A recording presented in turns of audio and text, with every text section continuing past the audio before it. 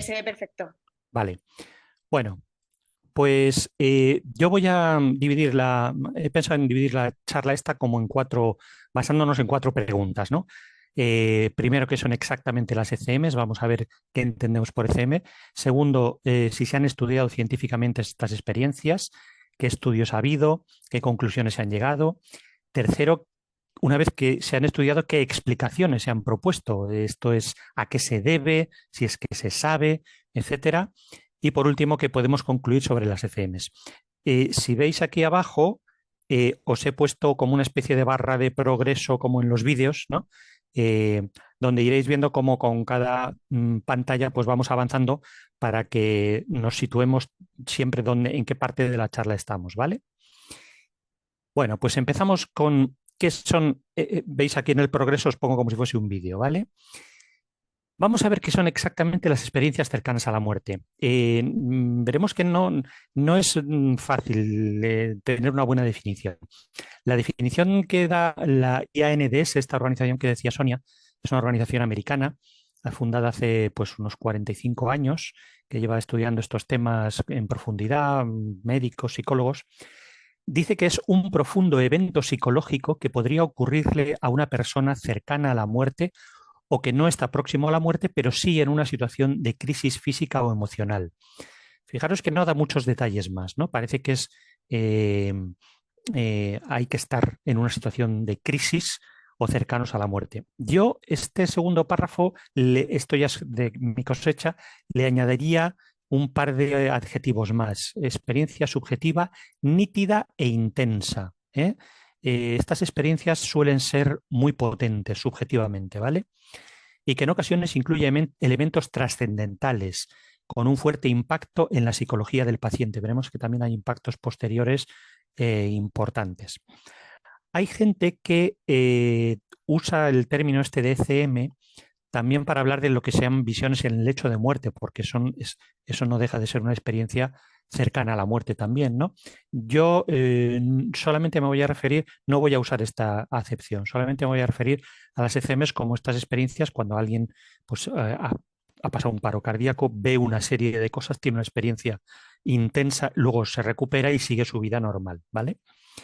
Y tampoco una ECM es simplemente estar a punto de morir, cosa que hay gente que cree que es una ECM. Es decir, yo qué sé, te ha pasado casi te atropella un coche y has estado a punto de morir. Esto es una experiencia cercana a la muerte. Hombre, pues en ciertos sentidos sí lo es, ¿no?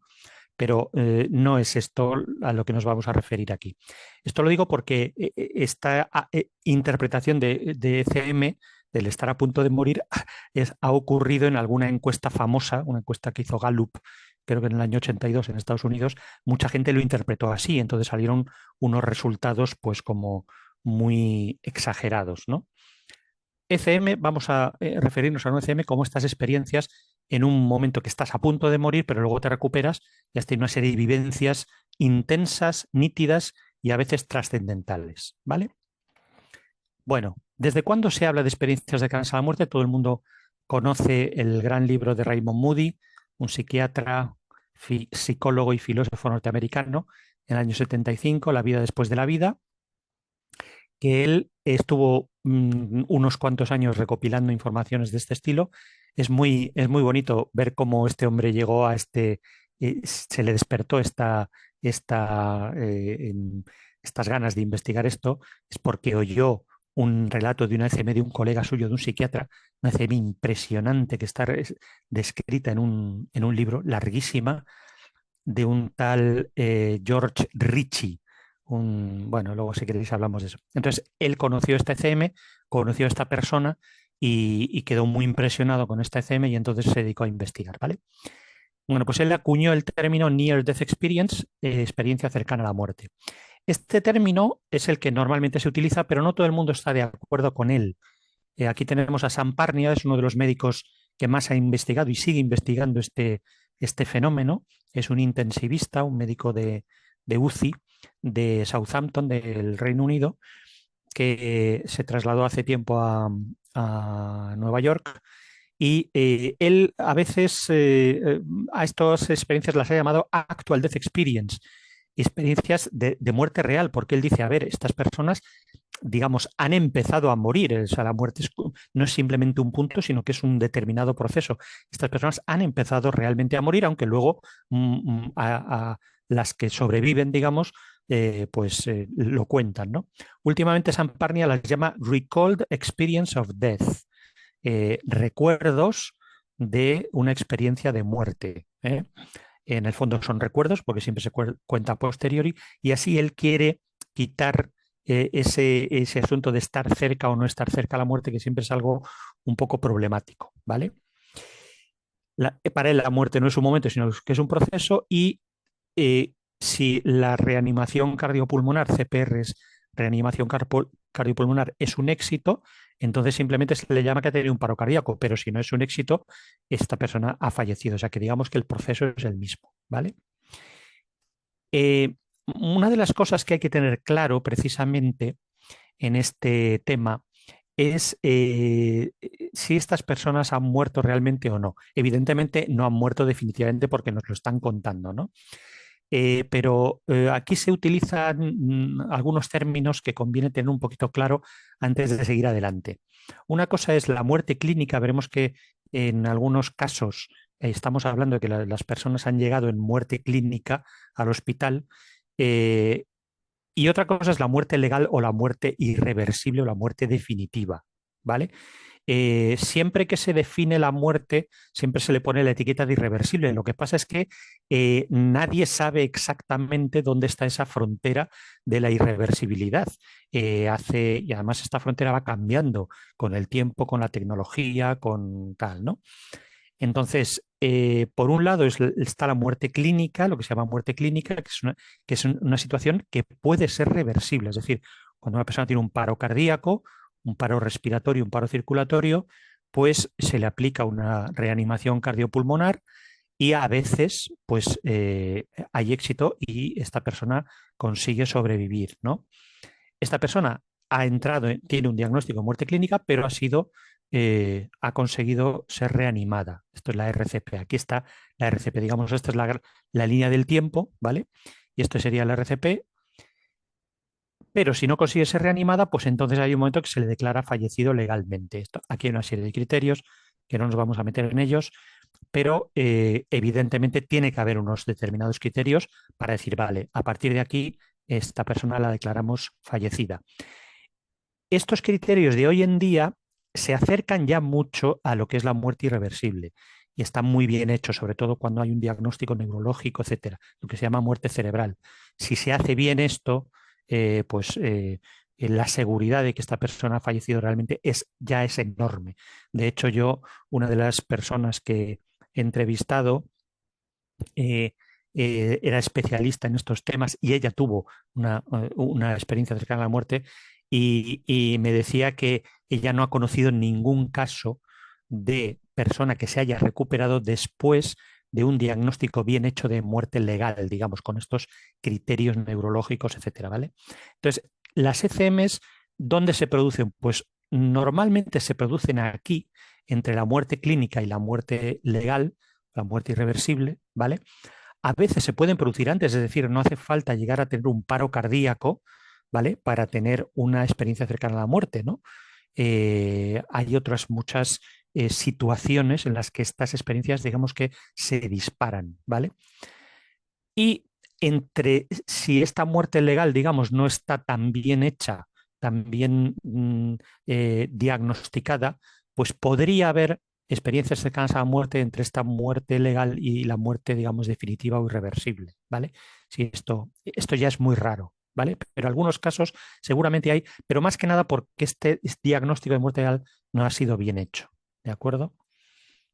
Bien, pues una vez que... Entonces, la pregunta es, hay mucha gente que dice, a ver, pero estas personas que no han muerto definitivamente, vale, claro que no han muerto definitivamente, pero lo importante es que a efectos de la conciencia, el hecho de que estén en muerte clínica es totalmente equivalente a que estén en muerte irreversible, porque aquí, en esta zona, el cerebro está detenido en su función, en su funcionalidad, que es lo realmente importante, ¿vale?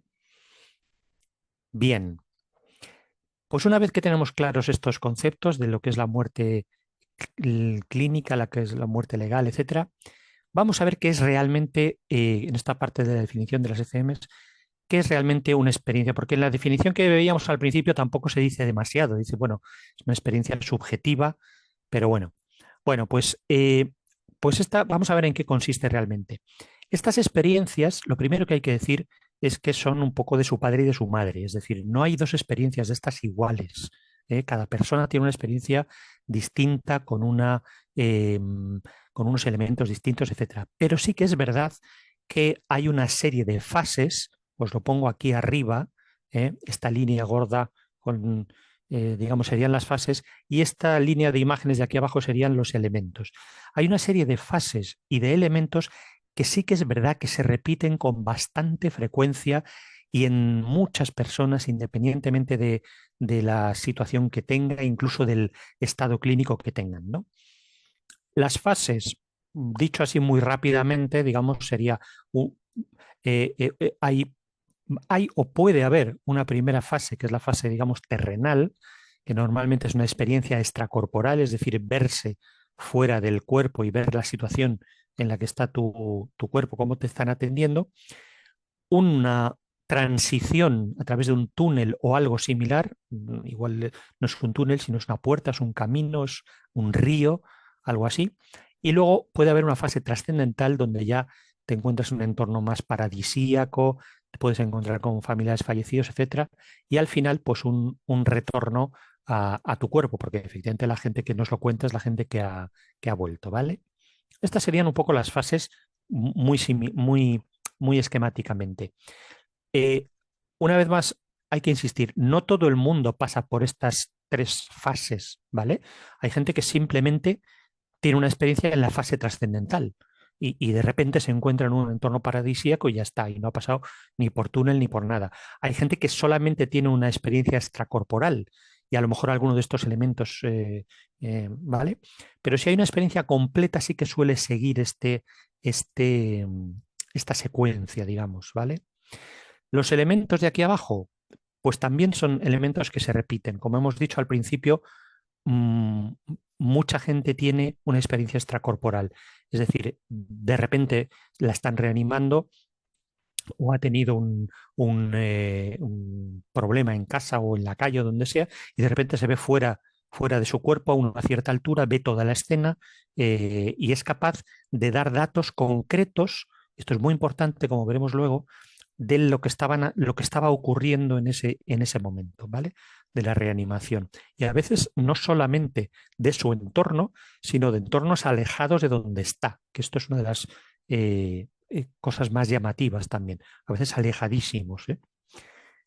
Bueno, otro elemento que se repite mucho es la claridad mental. Esto es muy curioso, de las cosas más importantes. Es decir, la gente te suele decir, a ver, yo estaba absolutamente despierto, estaba con una claridad total. O sea, no es que esto no es un sueño, no es una cosa confusa, sino no he tenido más claridad en mi vida, ¿no?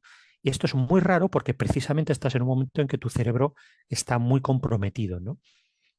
Bien, el túnel, que es casi lo más arquetípico, es decir, este desplazarse por un túnel, a veces es un túnel eh, pues con paredes luminosas, a veces con paredes hechas de plantas, en fin, es una especie de zona de transición donde al fondo hay una luz que te va atrayendo normalmente, ¿no? A veces vas solo, a veces vas acompañado, etcétera. Al final llegas a esta luz y ahí, pues como en el elemento siguiente, normalmente la gente te habla de un sentimiento de paz y de sentimiento de amor intensísimo que no han sentido en la vida, que no son capaces de explicar. Ahí es donde está la famosa inefabilidad, que la gente no encuentra palabras para poner esto, para describirte lo que ha sentido, ¿no? Dice, no he sentido esto en mi vida, ¿no? Esa luz, una luz, pues a veces eh, normalmente te dice una luz muy potente que no te ciega, a veces te envuelve, a veces te fundes tú mismo con la luz, etcétera. El encuentro con la luz suele ser la parte más intensa de toda esta experiencia, que ya de por sí es intensa por todas partes, ¿no? También muchas personas, o bien en este momento, o bien incluso antes del túnel, pasan por una revisión vital. Es decir, no es simplemente que te acuerdes de momentos de tu vida, sino que hay gente que dice que ve su vida entera, lo cual dices, madre mía, pero esto, pues sí, sí, su vida entera en un segundo, pero que la ves con detalle y con intensidad. Hay gente que te dice que ve escenas concretas de su vida, escenas significativas, no desde el punto de vista humano y desde el ego, ¿eh? O sea, el día que conseguí el título de no sé qué o que conseguí el trabajo que me ascendieron, sino desde el punto de vista humano, donde está la afectividad, el amor, las relaciones personales y sin un sin ser juzgado desde fuera. Esto normalmente la gente dice, no, no, es que era yo mismo el que estaba viendo eso y el que veía mis cosas buenas, mis cosas malas, y yo mismo era el que me sentía orgulloso de las cosas buenas y me sentía avergonzado de las cosas malas, ¿no? A veces esa visión de tu vida estás acompañado de alguien, de algún ser que simplemente te va como explicando, ¿no?, las cosas, ¿no?, que han pasado. Y mucha gente también te dice que esto lo ves desde el punto de vista de los que te han rodeado, del bien que has hecho y sientes el bien que has hecho a los demás y sientes el mal que has hecho a los demás, ¿no? A veces hasta unos detalles totalmente inconcebibles. Hay algún caso, luego si queréis lo comentamos, eh, espectacular, o sea, de vivir, revivir una escena concreta de tu vida desde el pellejo del otro, pero incluso físicamente, ¿no? Con unos detalles brutales, ¿no? Bien, una cosa que se suele producir también en muchas ECMs es el encuentro con otros seres. A veces son seres familiares ya fallecidos, a veces son seres de luz, que son, pues hay gente que lo interpreta como guías, como ángeles, como a veces un ser muy grande de luz, ¿no?, que también transmite un amor y una paz tremendos, ¿no? Eh, Bien, a veces también se repite esto del lugar paradisíaco, flores maravillosas, prados maravillosos, cascadas, animales, pájaros, etcétera. ¿M? Y en muchas ECMs también al final hay una especie de sitio que puede ser una valla, como pongo aquí, puede ser una puerta, puede ser también un río, una especie de camino, lo que sea, donde tienes la clara percepción, o incluso alguien te lo dice, de que eso es la frontera y de que si pasas por esa frontera ya no vuelves atrás, ¿no? A veces incluso hay una voz potente que te dice no pases por ahí, date la vuelta, vuelve, que tienes muchas cosas que hacer. En ese momento se produce también esta decisión de si volver o no volver, es decir, que a veces te dejan la decisión a ti y a veces te imponen la decisión. No, no, tú aquí no puedes seguir, date la vuelta y vuélvete, ¿no? La vuelta normalmente, que es el último paso, la vuelta al cuerpo, suele ser una cosa bastante traumática y bastante dolorosa, porque otra de las cosas es que en todo este proceso no se siente todo el dolor físico, y emocional, ¿no?, de toda la enfermedad y todo eso. Estás en la gloria, nunca mejor dicho, ¿no? Pero al volver al cuerpo vuelves a sentir esto de repente de golpe, ¿no?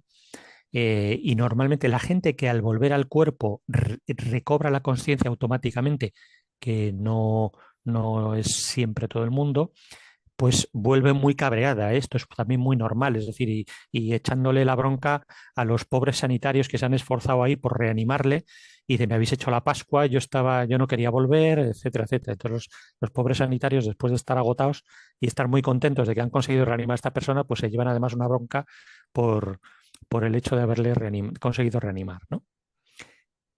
Bueno, como os digo, esto no se da siempre, todos estos elementos no se dan siempre. Aquí os pongo los porcentajes. Estos porcentajes los he calculado yo con un montón de casos, no solamente con los míos, sino con un montón de casos pues que he sacado de otros estudios que se han hecho, etcétera, ¿no? Y fijaros que hay alguna cosa curiosa. Fijaros que lo del túnel, curiosamente, no es de los más, de los que se dan más en las ECMs. La vuelta al cuerpo, evidentemente, es el 100%, porque son los que, si no, no nos enteramos, ¿no? Todos los que son entrevistados son los que han vuelto al cuerpo, ¿no? Pero fijaros que de los que más abundan son estos sentimientos de paz y amor intensos, ¿eh? Este sentimiento de estar envuelto por la luz tan impresionante, esta claridad mental, que es una cosa clínicamente es de lo más llamativo, y estas experiencias extracorporales, yo esto creo que es un poquito, a mí me extraña un poquito este dato, yo diría que es un poco más bajo, ¿no?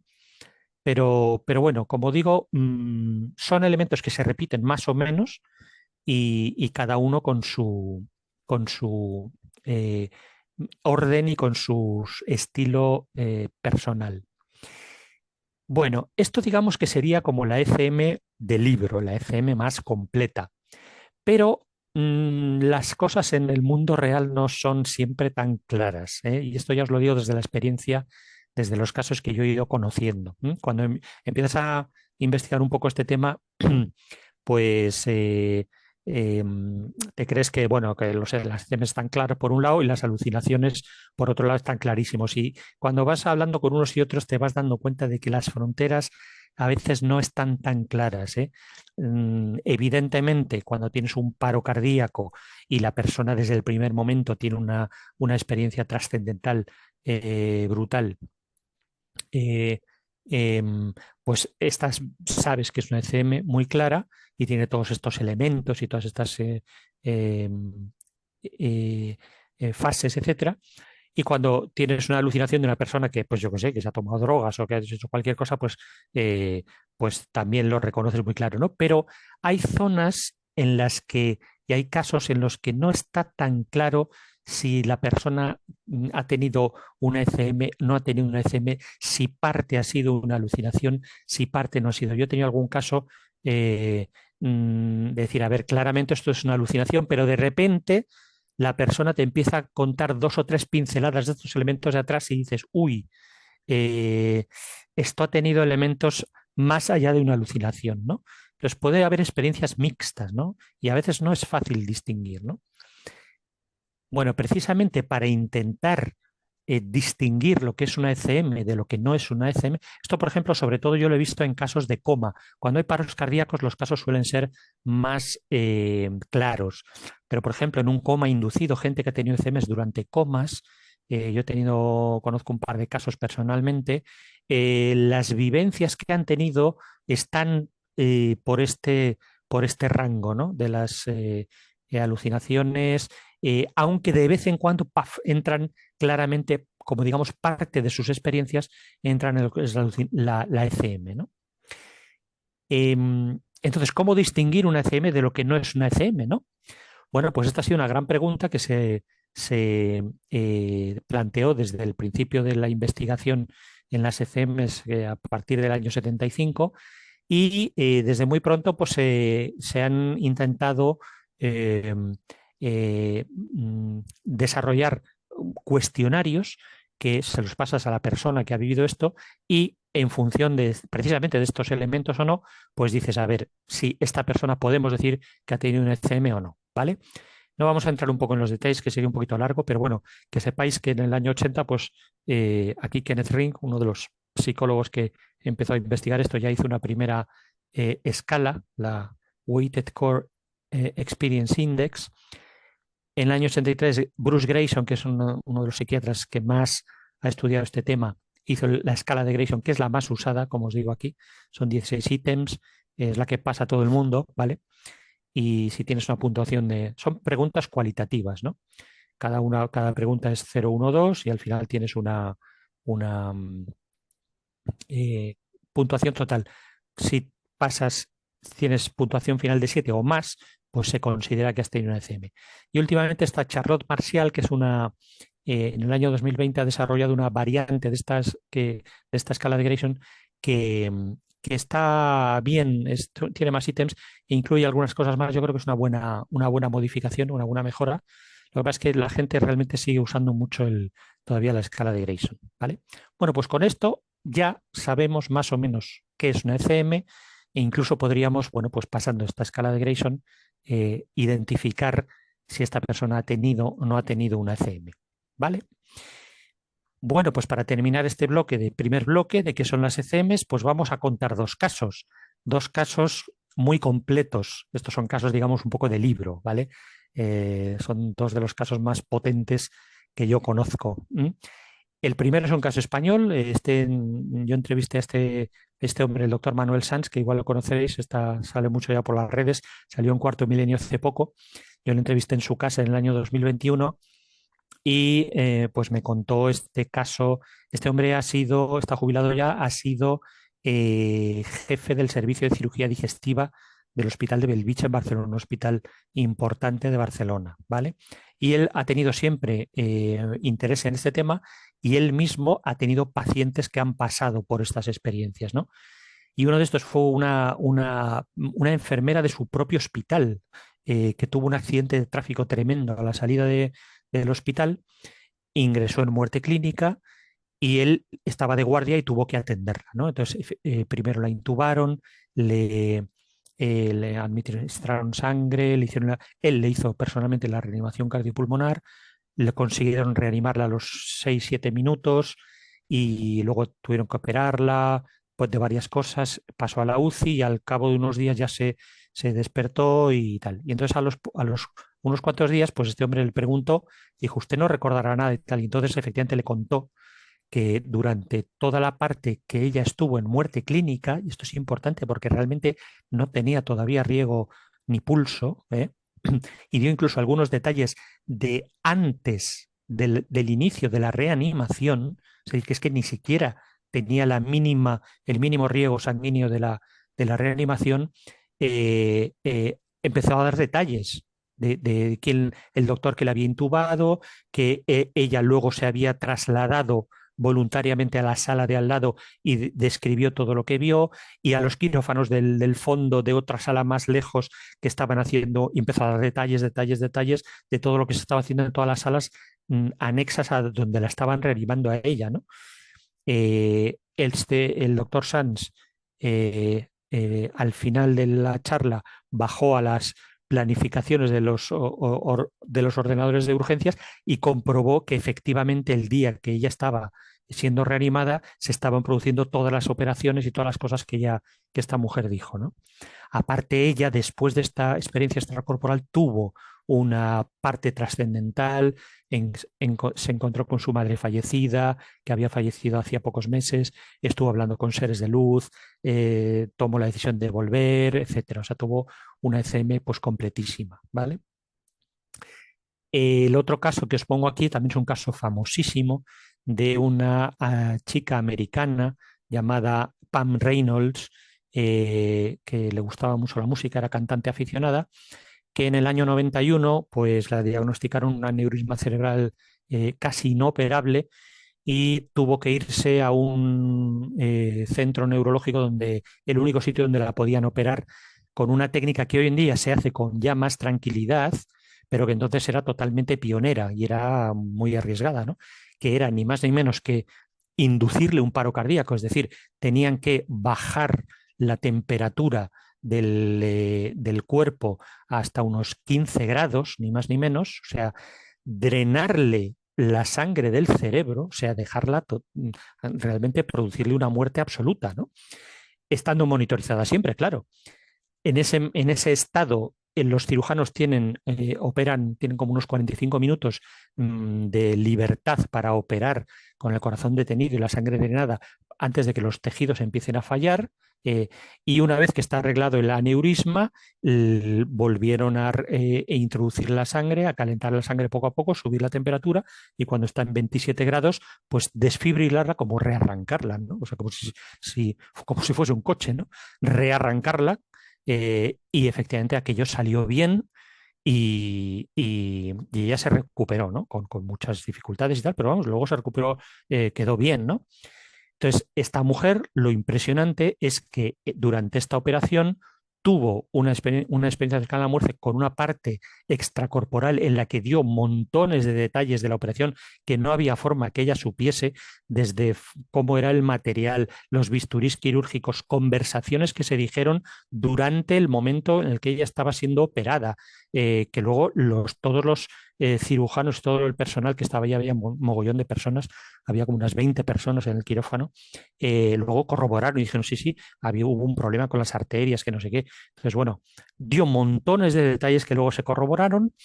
Luego tuvo efectivamente una parte trascendental en la que se encontró con su abuela y el tío suyo que había fallecido y que le enseñó a tocar la guitarra, que estaba especialmente unida a él. y este tío suyo fue el que la convenció, porque ella no quería volver, la convenció para que volviese. Incluso ella contó, esta mujer ya ha fallecido definitivamente, digamos, ¿no?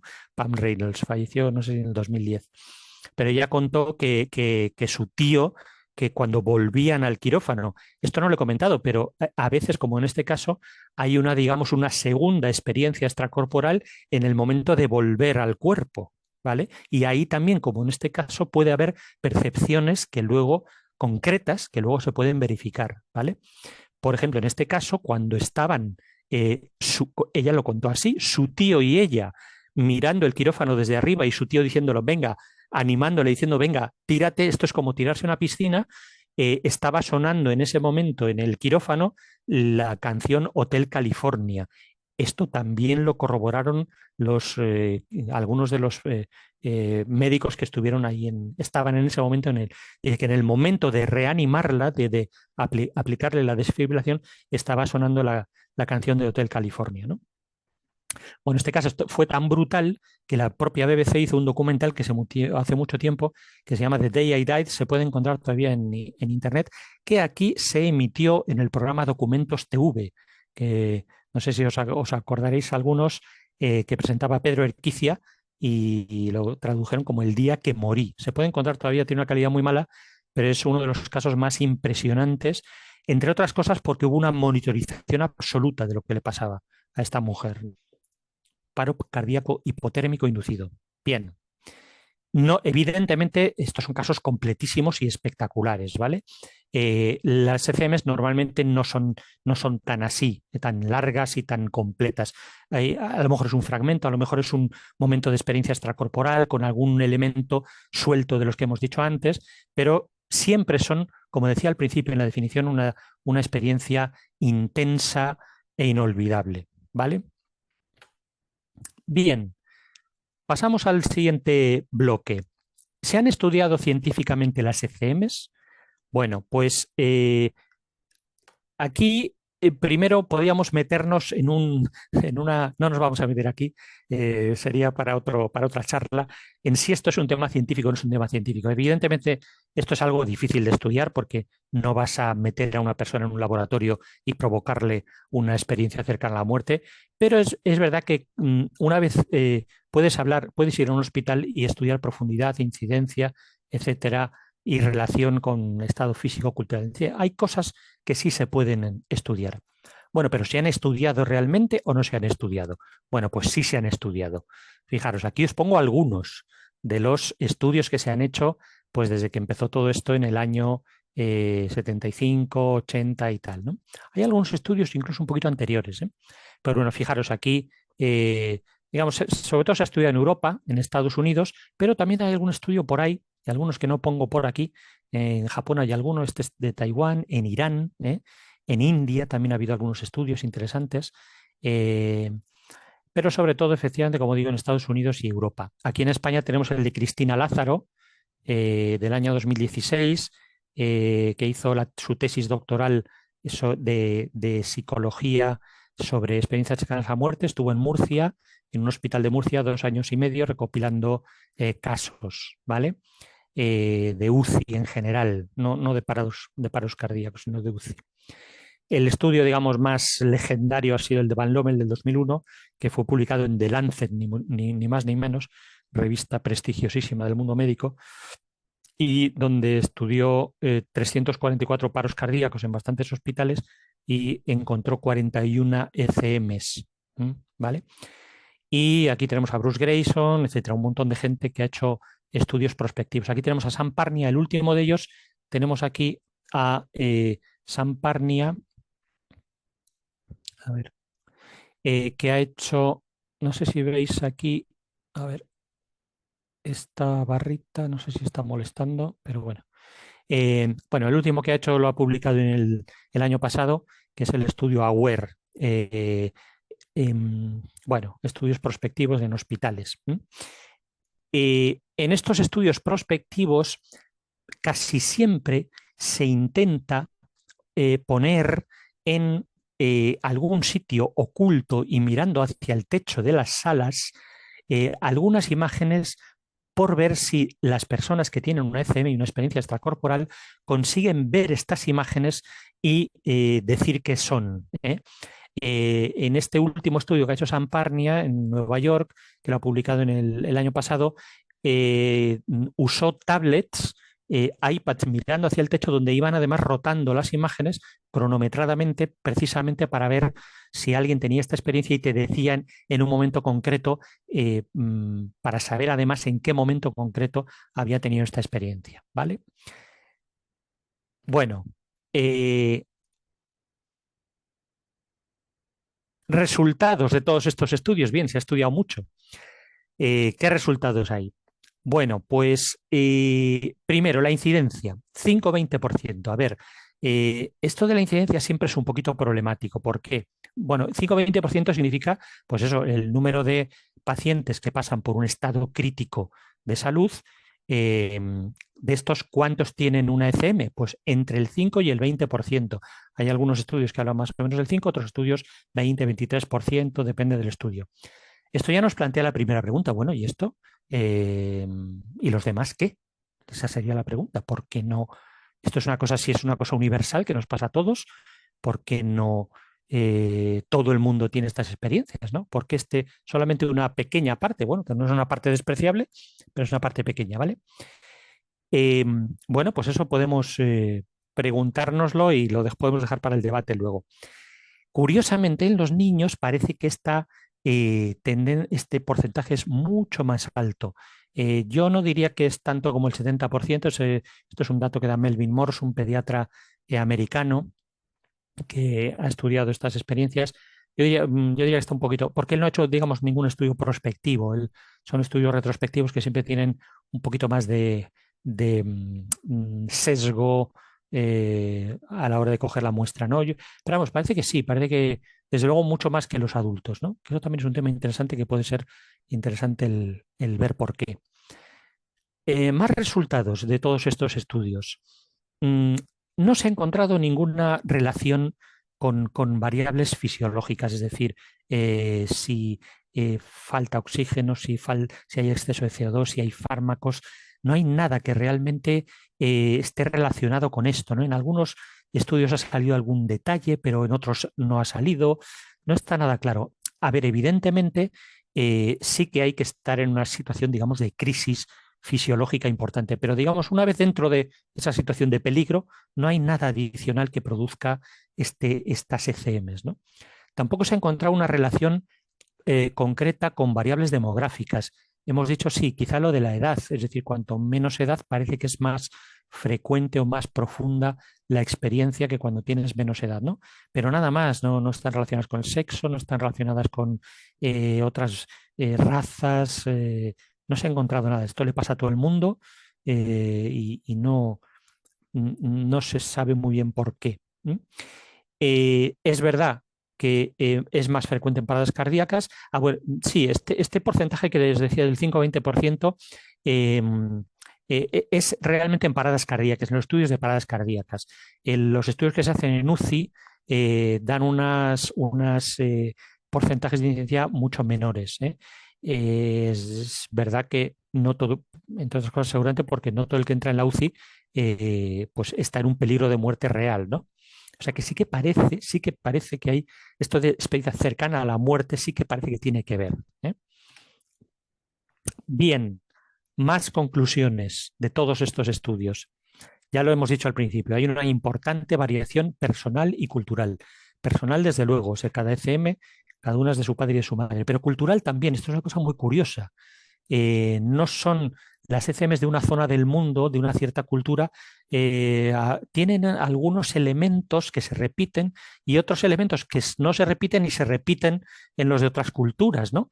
Por ejemplo, las ECMs del mundo oriental, de India, China, Taiwán, pues no suele haber el elemento del túnel, suele haber elementos, aparecen elementos más relacionados con las culturas y las religiones de ahí, como figuras religiosas del hinduismo, figuras religiosas de ahí, algunas cosas curiosas, ¿no? Que también eso da para un debate interesante, ¿no? Porque eso puede tener distintas interpretaciones. Bien, Otra cosa importante, esto que os decía de las imágenes que se ponen mirando hacia el techo, nunca se ha conseguido verificar una experiencia extracorporal en estudios prospectivos sobre ECMs con estas imágenes preparadas. Y mira que se ha intentado, ¿eh? Se ha intentado ya bastantes veces, yo diría bastantes veces. Estudios prospectivos hospitalarios no ha habido muchos, ¿eh? Ha habido, si los veis ahí en la diapositiva de atrás, yo tengo noticias de un 9 desde los años 80 o por ahí, ¿vale? Eh, en todos menos en uno ha habido un cierto porcentaje de CMs, ¿vale? Pero en ninguno se ha conseguido que una persona durante una experiencia extracorporal diga la imagen que había enfocando hacia el techo fue tal, ¿vale? Esto es un dato en el que se apoyan los que dicen que estas experiencias no son más que alucinaciones y no tienen nada que ver con la realidad.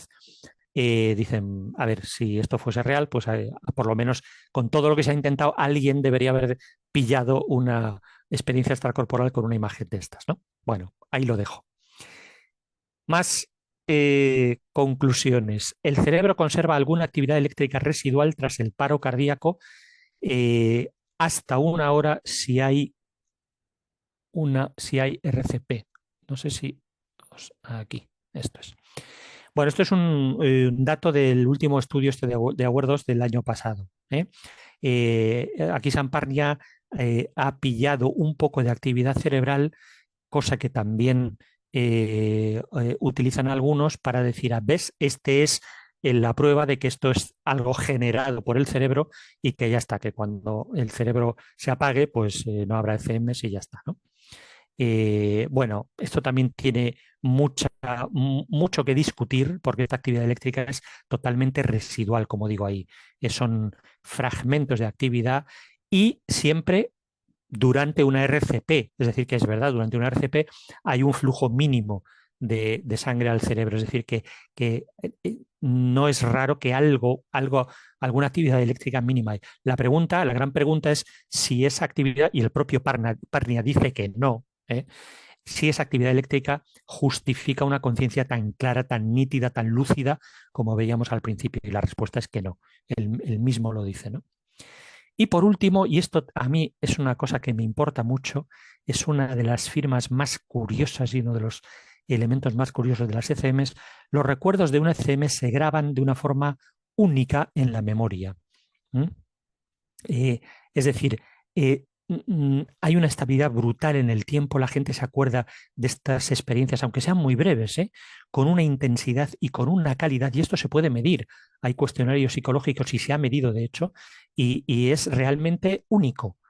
No hay ningún otro recuerdo en tu vida, incluso recuerdos más afectivos y más importantes de tu vida, que se puedan comparar a la intensidad y a la calidad del recuerdo de una experiencia de estas. Esto es algo realmente paradójico porque, volvemos a decir, son momentos en los que el cerebro está muy dañado o incluso está parado del todo. Esto es una cosa totalmente inexplicable. ¿Vale? Bien, hemos visto qué son exactamente las ECMs, hemos visto los estudios que se han hecho, más o menos las conclusiones a las que se ha llegado. Bueno, pues ha llegado el momento de decir y qué explicaciones se han propuesto una vez a la vista de estos estudios, qué opinan los médicos, qué opinan los científicos de estas experiencias. ¿Son reales, no son reales? ¿A qué se pueden deber? ¿Vale? Bueno, pues vamos a ver los intentos de explicación de estas experiencias más importantes. Yo las he agrupado aquí en lo que llamo hipótesis fisiológicas, algún tipo de explicación fisiológica, hipótesis psicológicas o parapsicológicas, ¿vale? Y por último, la hipótesis trascendental, que es la hipótesis en la que hay algo que trasciende a toda, digamos, el cerebro o el ser humano, ¿no?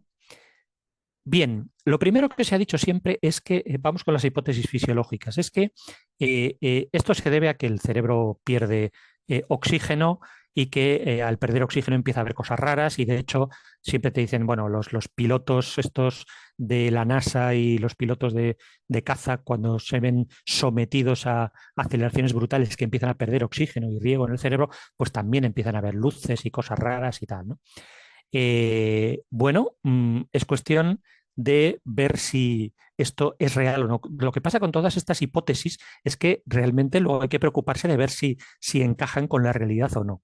Bueno, pues en este caso de la hipoxia, uno de los investigadores más importantes, Peter Fenwick, que todavía vive, está muy mayor, ha participado en varios estudios de estos, pues encontró precisamente un caso de un piloto de estos que había pasado por los dos casos, que había pasado por ese entrenamiento en el que había visto cosas raras durante las fuerzas G brutales y luego, años después, él había tenido una experiencia cercana a la muerte. Y este hombre recoge su testimonio en este libro, The Truth in the Light, y dice aquí claramente que este son el testimonio de este piloto. Dice, sí, contando su ECM, me encontraba flotando en un túnel oscuro pacíficamente, pero totalmente despierto y alerta. Y dice él, sé que en la experiencia del túnel muchas veces se ha atribuido a la falta de oxígeno, pero como expiloto que ha experimentado esta falta de oxígeno, puedo declarar que para mí no hubo similaridad ninguna, pareció ninguno. Toda la ECM, toda mi ECM, desde el principio hasta el final, fue clara como el cristal y así ha permanecido los últimos 15 años. O sea que parece que esto de que con la falta de oxígeno empieza a haber cosas raras no tiene mucho que ver con una ECM de verdad. ¿Mm? También se ha dicho que la hipercapnia, que es el exceso de CO2 en la sangre, esto es otro de los estudios prospectivos que hice, esto es una doctora británica, en la que pudo analizar precisamente los gases en la sangre de los pacientes y vio que efectivamente que no había relación ninguna con el CO2, ni con los fármacos administrados. O sea que cuando se ha podido ver esto, que no siempre se puede ver, se ve que tampoco hay relación. Hay gente que dice que en momento de el momento de la muerte el cerebro segrega, y es verdad, segrega determinadas endorfinas que te pueden dar una sensación de placer, etcétera. Pero un estudio así un poquito más serio, esto lo hace Pim Van Lommel, este cardiólogo que publicó en The Lancet, con este libro extraordinario que se llama Consciencia más allá de la vida, analiza esto muy bien y dice que la dinámica de las endorfinas no es la misma, es decir, las endorfinas suben y bajan no bruscamente, sino suavemente, se van eliminando poco a poco y la gente que tiene una ECM de repente nota el dolor y deja de notar el dolor de una forma brusca, o sea que no encaja con esto de las endorfinas. Hay otra sustancia que genera levemente el cerebro durante situaciones críticas, que es la DMT, que es un alucinógeno muy potente, que luego que hay gente que lo usa también de forma, entre comillas, recreativa, que pues algo parecido al LSD, que produce unas experiencias que es verdad que tienen algunos rasgos parecidos y ha habido algunos estudios interesantes de comparación de estas experiencias con las ECMs, pero no son iguales, no llegan a la profundidad que llega una ECM y por tanto parece que no son tampoco debidas a esta secreción. Otra de las hipótesis es lo que se ha llamado la epilepsia del lóbulo temporal. El lóbulo temporal derecho, a veces la gente que padece epilepsias de esta zona del cerebro también tiene, digamos, percepciones extrañas, ¿no? Y a veces se ha dicho que, bueno, puede ser debido a eso. Pero aquí tenemos el testimonio de uno de los mayores investigadores de epilepsia, Ernest Rodin, que escribió un artículo en el Journal of Near Death Studies de la INDS, que esto que subrayo aquí dice, a pesar de haber visto cientos de pacientes con ataques del lóbulo temporal durante décadas de vida profesional, no me he encontrado jamás con una sintomatología, está hablando de las ECMs, con todos estos elementos como parte de un ataque. O sea que parece que los expertos de este tema tampoco lo rechazan, o sea, lo rechazan también, ¿no?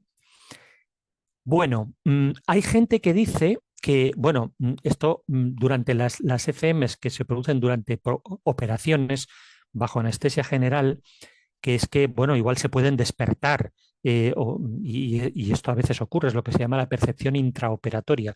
Falla la anestesia general y entonces la gente a lo mejor puede oír algo o imaginarse cosas, etcétera, ¿no? Pero esto, la gente que ha estudiado esta percepción intraoperatoria sabe que los pacientes que pasan por esto son unas experiencias terribles, te lo puedes imaginar. Notas que te están operando y no puedes hacer nada, estás paralizado. En fin, es gente que estas experiencias son siempre muy traumáticas, ¿no? Cosa que no encaja para nada con con lo que es una ECM, ¿no? Aparte que esto solamente explicaría los casos de las ECMs durante operaciones. Y por último, hay gente que dice que las ECMs pueden ser debidas a la actividad eléctrica residual, como decíamos, hemos hablado de Samparnia. Este es el texto que os comentaba antes, donde él, en este último estudio dice, a ver, esta lucidez brutal que tiene esta gente no se explica con esta actividad eléctrica que hemos encontrado bastante residual, ¿no? Bueno, pues parece que fisiológicamente no hemos encontrado nada que nos ayude a explicar las ECMs. Y psicológicamente hay gente que dice, bueno, a ver, pero es que hay procesos psicológicos que se parecen a las ECMs, por ejemplo, los ataques estos de despersonalización. Esto también lo ha analizado Van Lommel en este libro que os decía, de Conciencia más allá de la vida, y él mismo dice, a ver, es que esto precisamente es lo contrario de una ECM. Durante el ECM esto enlaza con lo que comentabais también en el grupo de WhatsApp hace poco. ¿Sigues siendo tú o no sigues siendo tú durante la ECM? Pues sigue siendo tú, vamos, mi experiencia, yo por lo que sé, es que sigues siendo tú al principio, por lo menos al principio, sigues siendo tú al 100%, ¿eh? Luego más adelante ya yo empiezo a tener, podría ser matizable, pero al principio sigue siendo tú al 100% y ya os comentaré ahora por qué. Entonces esto no tiene que ver con el efecto este de la despersonalización. Aparte que él señala que en los casos estos de despersonalización nunca se han encontrado experiencias extracorporales asociadas a esta despersonalización.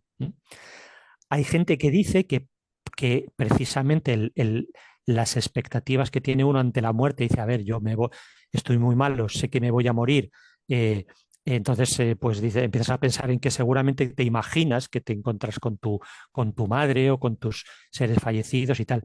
Y dices, bueno, vale, eso puede ser así en algunos momentos, pero hay tal cantidad de ECMs que son súbitas, que son en accidentes, en tal, que no te dan ni tiempo a darte cuenta que te estás muriendo, o en niños que no tienen expectativa ninguna, o en gente que no, sin creencias sobre el más allá y tal, que están convencidos de que no hay nada más y que de repente se llevan la gran sorpresa de que siguen vivos después del paro cardíaco, pues que eh, es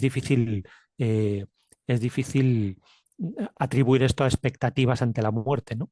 El estrés ante la muerte también dicen toda la propia angustia. Dices, hombre, eso puede explicar algunas cosas, pero hay muchas experiencias cercanas a la muerte en las que se dan detalles que estas que os decía, detalles concretos que han ocurrido en el entorno de del quirófano o de la sala de espera o entornos alejados, detalles nimios que incluso que nadie conoce, que luego se descubren que no tienen nada que ver con el estrés ni con las expectativas que tienes ante la muerte, ¿no? O sea que esto es muy difícil explicar un ECM con estas dos características, ¿no?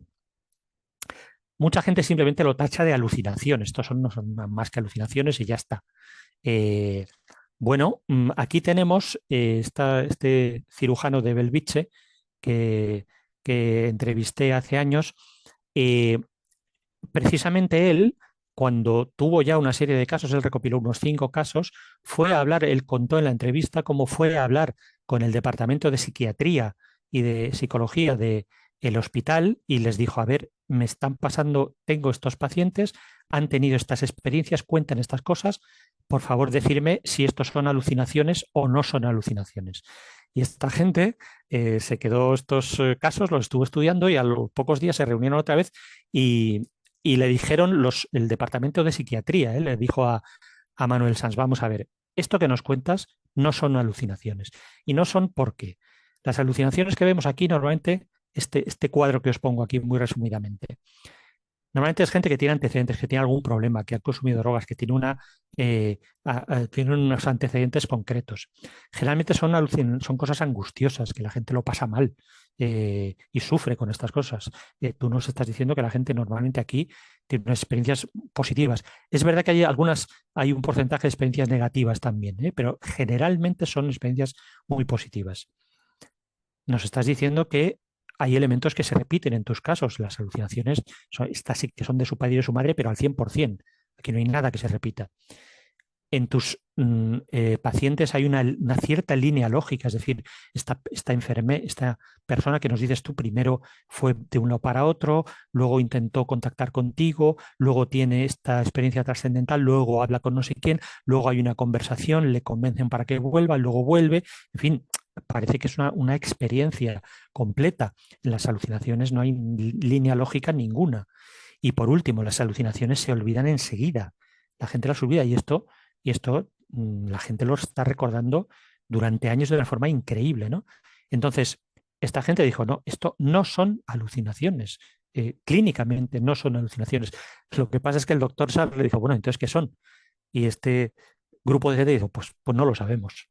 No te podemos decir lo que son, pero te decimos que alucinaciones no son. O sea, que esto es un dato muy importante de todo un departamento de psiquiatría.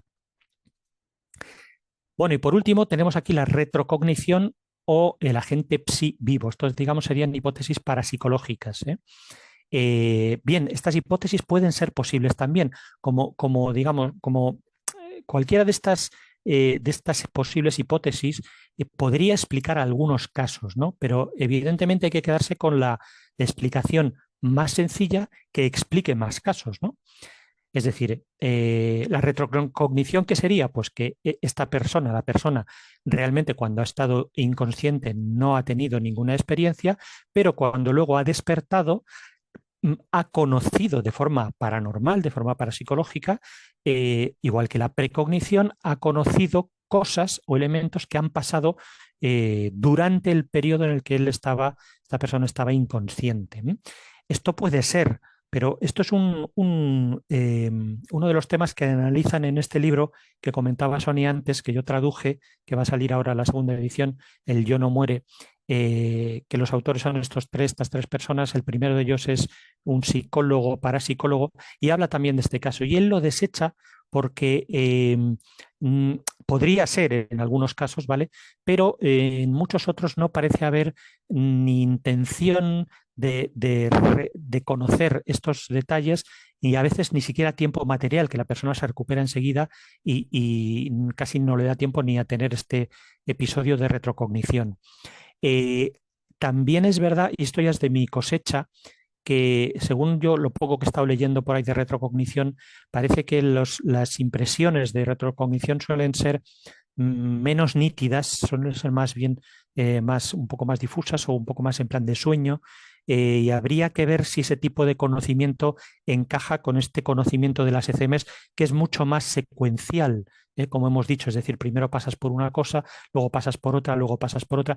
Hay una cierta lógica, hay veces hay conversaciones y tal, ¿no? Parece que no encaja mucho con ese tipo de conocimiento que es como más de impresión, ¿no? Como más de repente te llega algo, ¿no?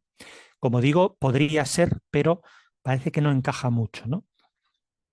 Y la otra hipótesis parapsicológica sería el agente psi vivo, es decir, no es que cuando la persona se recupera eh, eh, mm, ha conocido algo hacia atrás, sino que los que alguna gente, alguna persona, sería alguna persona de las que rodea al paciente, le ha transmitido telepáticamente o de alguna otra forma determinada información al paciente que se acaba de recuperar, ¿no?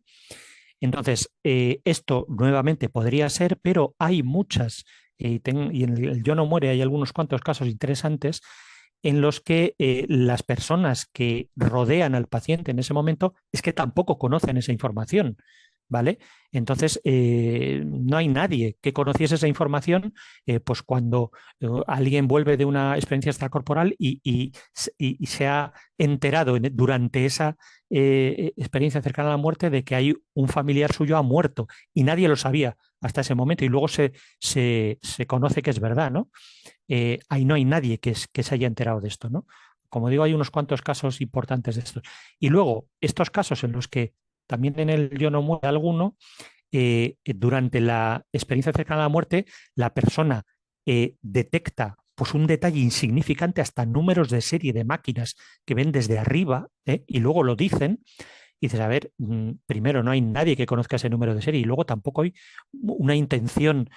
¿Por qué nadie va a transmitir telepáticamente un número de serie de un cacharro que hay mirando hacia el techo? ¿No? O sea, es que eh, no parece que sea una explicación válida para muchas de las ECMs, ¿no? Bueno, pues tampoco tenemos una explicación psicológica o parapsicológica convincente y amplia que nos explique todo esto. Nos queda la hipótesis trascendental. ¿Es esta la solución? Pues vamos a ver. ¿Qué dice la hipótesis trascendental? Pues dice que la conciencia humana es capaz de sobrevivir incluso a la muerte del cuerpo físico, que esta conciencia conserva la individualidad, la personalidad, los recuerdos porque, entre otras cosas, se hace una revisión de vida en muchas ECMs, ¿no? Los sentimientos, hasta las fobias de la persona. Hay un par de casos en este libro, este que os decía, uno de estos de recordar el número de serie, es precisamente porque la persona que estaba teniendo la experiencia extracorporal tenía una manía, estas manías de leerlo todo, y durante la experiencia corporal vio ese número de serie y se puso a seguir su manía y a leer el número de serie aquel que estaba viendo. Y luego se comprobó que realmente era cierto ese número de serie, ¿no? Esto lo ha contado la enfermera que atendió a esta persona, ¿no? Está por ahí el vídeo. Entonces, hasta las fobias de la persona se conservan. Es en realidad la esencia de la persona. Una ECM, por tanto, es la fase inicial del proceso de morir por el que todos pasaremos.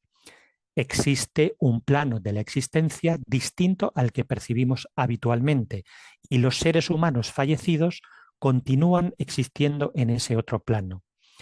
Ahí te los puedes encontrar cuando pasas por este otro plano. Por tanto, la muerte no es el final del ser humano, solo muere el cuerpo físico, la muerte es un tránsito hacia ese otro plano de la existencia. Esta hipótesis tiene sus pros y tiene sus contras, ¿eh? No nos lo explica todo, pero es verdad que hoy por hoy es la mejor explicación razonable. Esto insisto mucho. A mí esto me recuerda mucho, lo habréis leído, el famoso libro de Ian Stevenson de los 20 casos que hacen pensar en la reencarnación.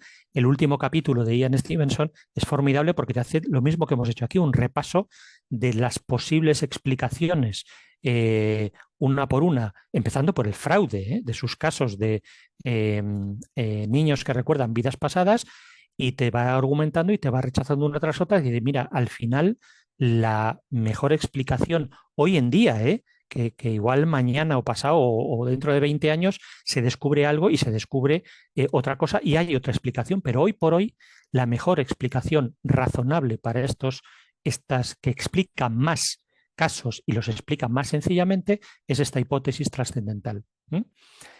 Y además coincide con observaciones en otros campos. Conoceréis la terapia regresiva. Yo aquí os recomiendo, aunque sea esté feo, hacer propaganda de mi canal, pero la última entrevista que hice al doctor Juan José López Martínez, experto en terapia regresiva, te traza todas las similitudes que hay con lo que él ha visto con el mundo de las ECMs, ¿no? Y es realmente encaja totalmente, ¿no? El recuerdo de vidas pasadas, la mediumnidad, otros campos en los que esta hipótesis trascendental encaja perfectamente con esto, ¿no? Pero también tiene sus contras. Esto no lo explica todo. Por ejemplo, seguimos con muchas preguntas. Esto de la baja incidencia, ¿por qué? ¿Por qué? Si esto es algo que nos va a pasar a todos y es el proceso natural de morir, ¿por qué no todo el mundo tiene un ECM después de un paro cardíaco y solamente entre el 5 y el 20%? ¿Por qué a veces aparecen personas vivas? Yo he tenido uno de estos casos, una de las entrevistas que tengo ahí es de una persona que durante su ECM dice, y además vi a esta persona que es una persona viva y que vive, que no ha muerto y ya está, ¿no? A veces aparecen personas vivas. Esto habría que explicarlo.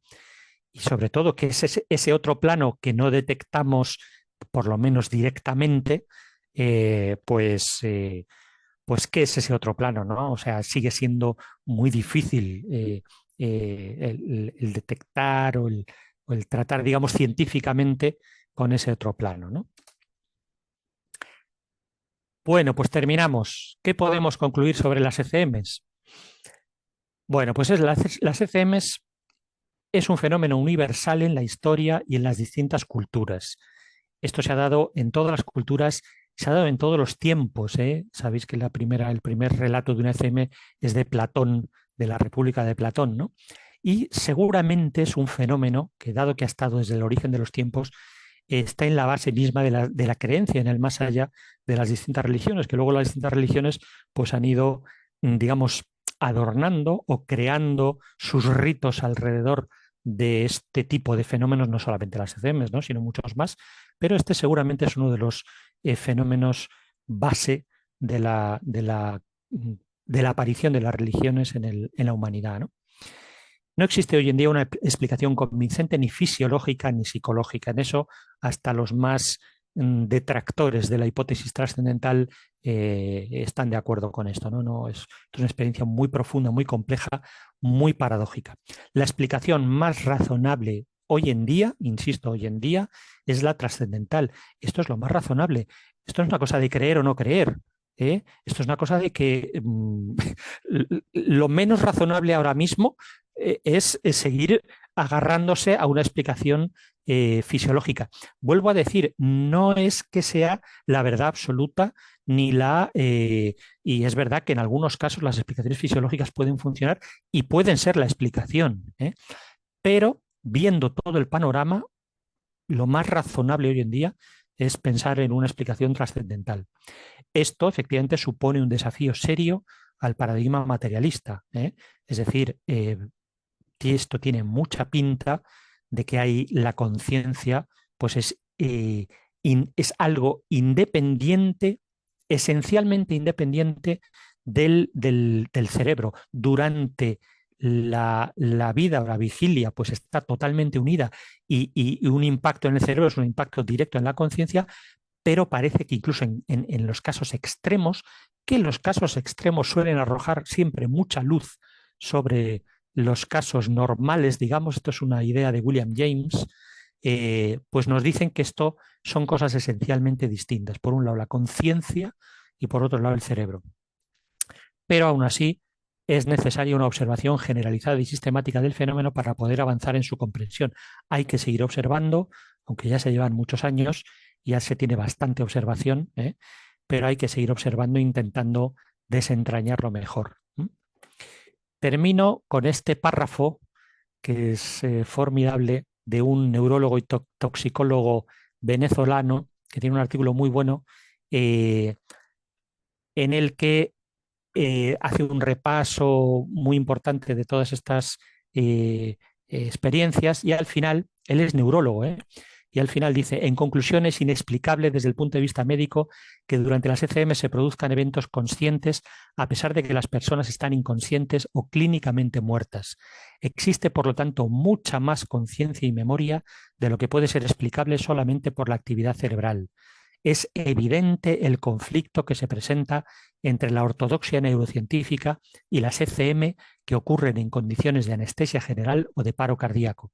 Como señalan Grayson y sus colaboradores, solo cuando los neurocientíficos examinen los modelos actuales de la mente a la luz de las ECMs, se logrará comprender a la conciencia y su relación con el cerebro.